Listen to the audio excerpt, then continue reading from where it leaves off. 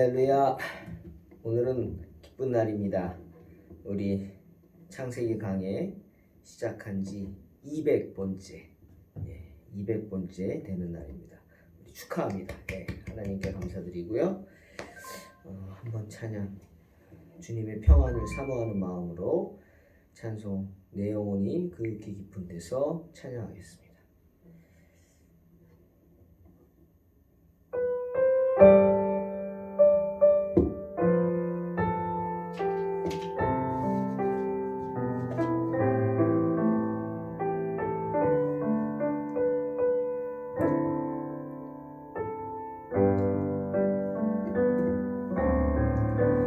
내 영혼의 그 깊은 데서 맑은 가락이 울려나네.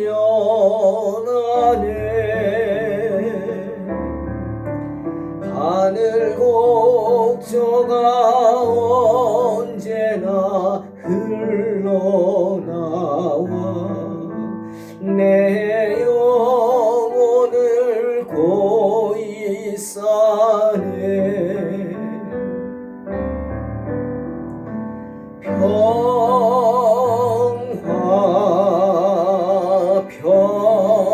평화로다 하늘 위에서 내려오네.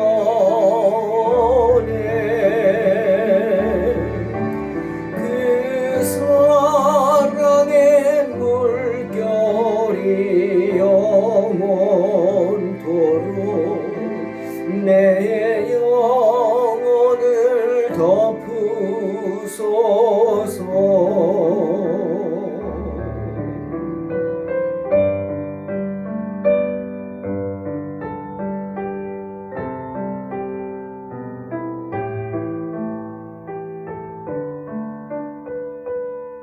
이 땅 위에 험한 길 가는 동안 이 땅 위에 험한 길 가는 동안 참된 평화가 어디 있나. 우리 모두 다 예수를 친구 삼아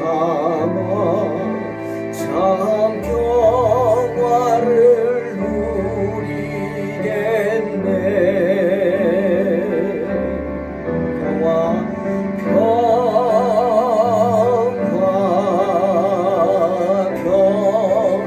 평화로다 하늘 위에서 내려오네.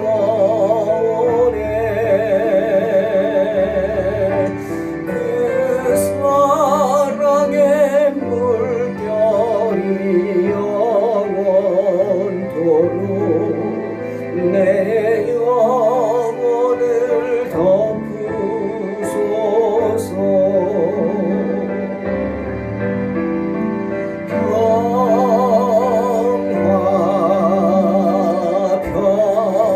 평화로다 하늘 위에서 내려오네.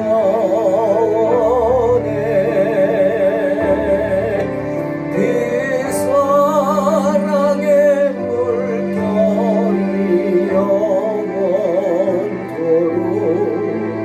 내 영혼을 덮으소서.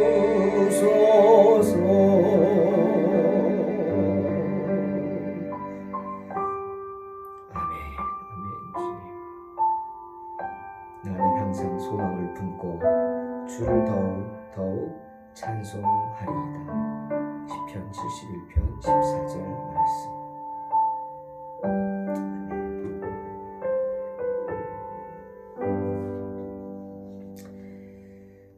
창세기 46장 28절로 34절 말씀입니다. 오늘 창세기에서도 참으로 오늘은 기쁜 날입니다. 야곱이 드디어 20년 만에 잃어버렸던 아들 요셉을 만나는 날이기 때문입니다. 그것도 거짓골을 하고 돌아온 탕자의 모습이 아니라 당당히 애굽의 총리로서 정말 애굽이라는 대국의 총리가 된 아들 요셉을 만나는 날입니다. 그런데 다른 곳이 아닌 애굽에서 멀리 떨어진 그리고 이스라엘 지금 팔레스타인 지역과 가까운 그 길목에 있는 고센 땅이라는 곳에서 만납니다. 그런 생각이 들죠. 왜 아들 요셉이 있는 총리로 있는 애굽의 수도가 아니라 고센 땅에서 만날까? 그리고 요셉이 왜 형제들을 그 가족들을 고센 땅으로 불렀을까? 맞습니다. 요셉이 요구한 거예요. 창세기 45장 10절 보면 요셉이 형 유다에게 말합니다. 아버지의 아들들과 아버지의 손자들과 아버지의 양과 소와 모든 소유가 고센 땅에 머물며 나와 가깝게 하소서. 그 소식을 전해 들은 야곱은 아마 아들의 의중을 알아차린 것 같습니다. 그래서 야곱은 신중하게 행동합니다. 그냥 죽었던 아들 살아 만난다고 버선발로 뛰어가는 것이 아니라 야곱은 신중하게 생각합니다. 행동도 하고요. 왜? 비록 요셉이 아들이라고는 하지만 지금은 뭐예요? 거대한 제국 애굽의 총리가 되었기 때문이죠. 그래서 정중하게 고센에 도착한 후에 자신이 고센에 도착했음을 아들 유다를 보내서 알립니다. 참 지혜로운 모습이죠. 그러자 요셉은 화려한 마차를 타고 자신의 마차겠죠. 총리로서 왕이 어디를 가도 대단하지만 총리가 어디를 가도 그 행렬이 대단하지 않겠습니까? 마차를 타고 의리의리한 모습으로 고센으로 갑니다. 왜 그랬을까? 요셉은 야곱의 아들이기 이전에 애굽의 총리입니다. 그러니 지켜보는 눈이 많았겠죠. 가뜩이나 요셉이 종이라고 대접도 안 해줬을 텐데 바로가 그래서 제사장의 딸과 결혼시킨 거 아닙니까? 지켜보는 눈이 많은데 관심도 많겠죠. 종이었던 놈인데 뭐 이러면서 아비는 얼마나 누추할까, 형제들은 얼마나 정말 그럴까, 막 그런 생각이 있겠죠. 때문에 요셉은 가족들의 체면을 세워주기를 원했습니다. 가족의 체면을 세워줘서 당당하게 되기를 원했어요. 여러분, 체면이 뭡니까? 몸체자에 얼굴 면자를 쓰죠. 몸의 얼굴이라는 것입니다. 즉 체면이란 남을 대하기에 떳떳한 자세나 얼굴을 말합니다. 저는 당당하다는 말을 좋아합니다. 그래서 저도 어디를 가든지 당당하기를 원합니다.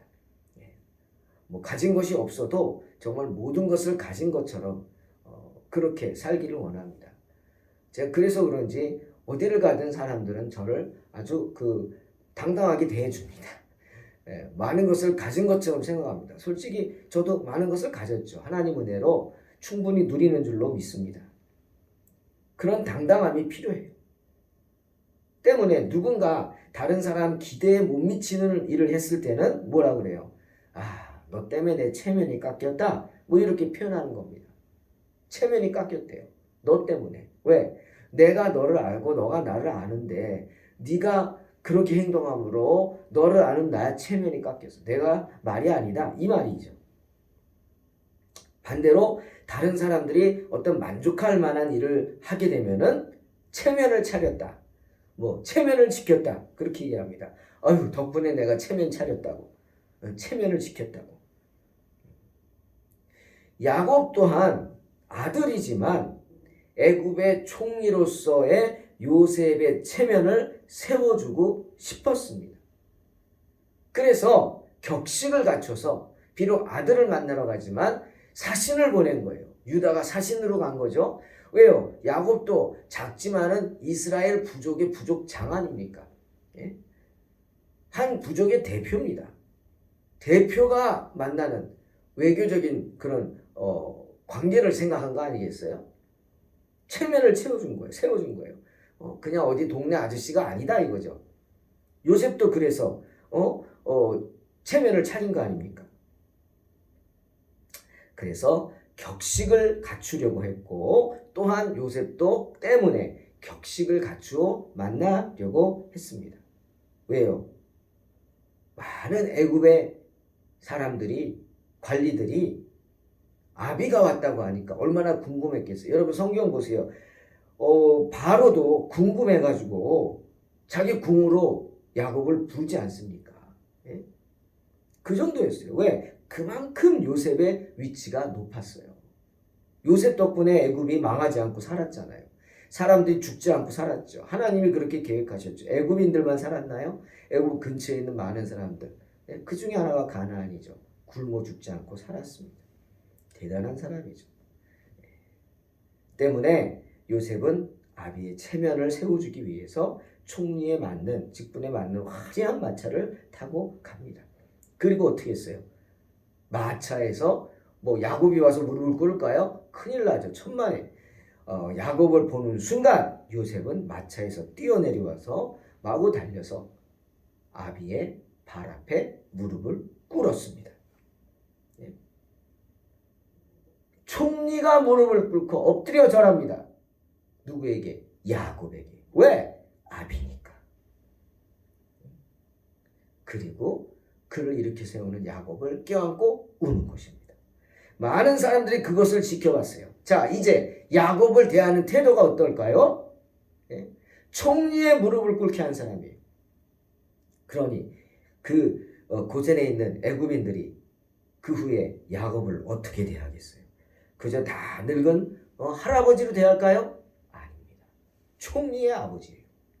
예? 대우가 달라지겠죠.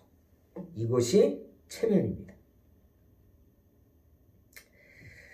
체면은 그렇게 중요합니다. 우리가 살면서 체면은 서로가 서로를 세워줄 수 있어요.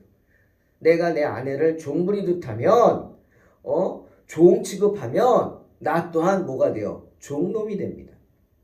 그죠? 아내를 종으로 부리면 나 또한 종이 되는 거예요. 예? 하지만 내가 아내를 왕비처럼 대하면 그런 왕비 같은 아내와 사는 내가 뭐가 됩니까? 왕이 되는 거예요. 할렐루야. 그게 체면입니다. 내가 누군가를 올려주면 나 또한 올라가게 되는 것이 체면입니다. 자, 다시 생각합니다. 왜 다른 곳이 아닌 고센 땅이었을까요? 고센을 한번 생각해 봅니다. 고센의 위치, 지형. 고센은 애굽에서 가장 변두리 지역입니다. 하지만 어디에 가까운 변두리냐? 지금 팔레스타인, 이스라엘에 가까운 변두리입니다.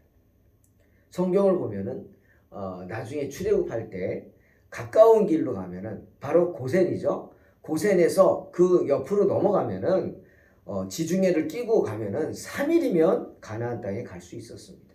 그만큼 제일 가까운 곳이에요. 가나안에서. 그리고 고센이라는 지형은 풀이 있었어요. 풀이 뭐에 필요한 거예요? 양들 먹이죠. 목초지입니다. 그래서 요셉은 고센을 택한 거 있습니다. 요셉은 가족들의 정착지에 대해서 매우 신중한 태도를 보였죠. 때문에 고센을 택한 거예요. 생각해 봤어요. 무슨 이유일까? 크게 저는 세 가지의 이유가 있을 것이다 생각을 해봅니다. 첫째는 이게 가장 중요한 겁니다. 이유가 요셉에게는 확신이 있었습니다. 지금은 가뭄 때문에 이스라엘이 통째로 애굽으로 넘어오지만 그 가나안 땅, 약속의 땅을 버리고 넘어오지만 아니 하나님은 반드시 이스라엘을 다시금 고향으로 돌려보낼 것이다. 믿었습니다. 때문에 애굽에서는 가장 멀지만 가나안에서는 가장 가까운 고센 땅을 택한 것이죠. 언제든지 하나님이 부르시면 망설이지 않고 방해받지 않고, 예? 예를 들어서 깊숙이 들어가 있어 보세요. 그 많은 사람들이 가는데 사람들이 좋아하겠어요? 해코지하지? 때문에 가까운 곳을 택해 고센을 택한 것입니다. 그게 가장 중요한 이유고요. 또 한 가지는 요셉은 이스라엘 백성들이 애굽 백성들과는 아마 멀리 떨어져 살기를 원했을 것입니다. 너희들만이 살라는 거예요. 이스라엘 백성들만이 살기를 원했어요. 왜? 애굽인들은요 정말 우상을 많이 섬깁니다. 저도 오래전에 이제 학교 신대원 다닐 때 성지순례로 이집트를 갔었습니다. 지금은 가기 힘들지만 그때는 가서 이집트에서 한 일주일 정도 둘러보면서 있었어요. 그런데 정말 이집트는 광활하고요. 사막지대고 정말 사막이 뭔지 봤고 그 다음에 그 사람들이 정말 우상을 많이 섬깁니다. 여기저기서 옛날 거 나오는 토기들 보면 다 우상이 우상. 그런데 이스라엘 백성들은 하나님을 섬기는 사람들이 애굽인들하고 교류하다가는 어떻게 돼요? 우상을 섬기게 되는 거예요. 그러다가 애굽인들의 그 악에 물들게 되죠. 또 거꾸로 애굽인들이 악의적으로 이스라엘 백성들을 핍박할 수도 있는 거예요. 너희들은 왜 우리 땅에 와가지고 너희 고향으로 안 가고 여기서 이렇게 축내고 사느냐? 뭐 이런 거 아닙니까?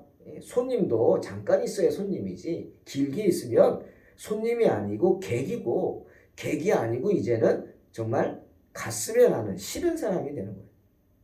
그렇게 시달리기를 원치 않았기 때문에 언제든지 떠날 수 있는 곳에 위치시킨 겁니다. 그리고 또 한 가지는 그 애굽의 고센의 지형 때문이에요. 거기는 목초지였다고 합니다. 그래서 요셉의 형제들이 하는 일이 뭐예요? 목축일이잖아요. 양치는 거. 요셉은 형제들이 목축일을 계속하기를 원했습니다. 왜? 애굽 사람들은 목축을 가증히 여긴다 오늘 말하고 있죠. 애굽인들은 양치는 사람들을 싫어한다는, 싫은 사람들하고 만나기를 원하겠어요? 잘 된 거죠. 예? 애굽인들과 교류하지 않으니까 잘 된 거예요. 그러니까 너희들은 양만 치라는 거예요. 다른 거 하지 말라고. 그리고 양치면서 하나님 신앙을 가져야지. 여호와는 나의 목자시니 내게 부족함이 없으리로다. 목자는 이 말씀을 와닿죠. 우리는 그냥 그런가 보다 하지만 양을 치는 사람은 이 말씀이 정말 가슴에 와닿을 겁니다. 그러니 양만 치라는 거예요. 언제까지? 하나님 부르실 때까지. 그래서 바로에게 우리 조상들은 대대로 목축하고 살았다 이 얘기하겠다고 말하는 겁니다. 왜요? 애굽 사람들 간섭받지 않고 멀리 떨어진 고센 땅에서 이스라엘 자체적으로 살아가게 하기 위해서입니다. 아마도 고센 땅에는 애굽 사람들이 적었을 것입니다. 왜? 그곳에서는 목축밖에 할 일이 없었기 때문이죠. 그러니 이스라엘이 고센에서 수백 년간 애굽인들의 큰 간섭 없이 목축 일을 계속하면서 점점 번성할 수 있었던 겁니다. 그러면서 여호와 신앙을 잃지 않고 마침내 출애굽할 수 있었죠. 비전을 품고 살았어요. 예? 보세요. 이스라엘 백성들이 수백 년 동안 가슴에 비전을 품었잖아요. 적과 꿀이 흐르는 가나안 땅. 우리는 그곳으로 가야 된다. 우리의 본향은 거기다. 그 비전을 후손에게 계속 이어주지 않습니까? 사랑하는 성도 여러분, 이처럼 비전을 품고 살아야 합니다. 저나 여러분은 하나님의 자녀로서의 비전이 있어야 돼요.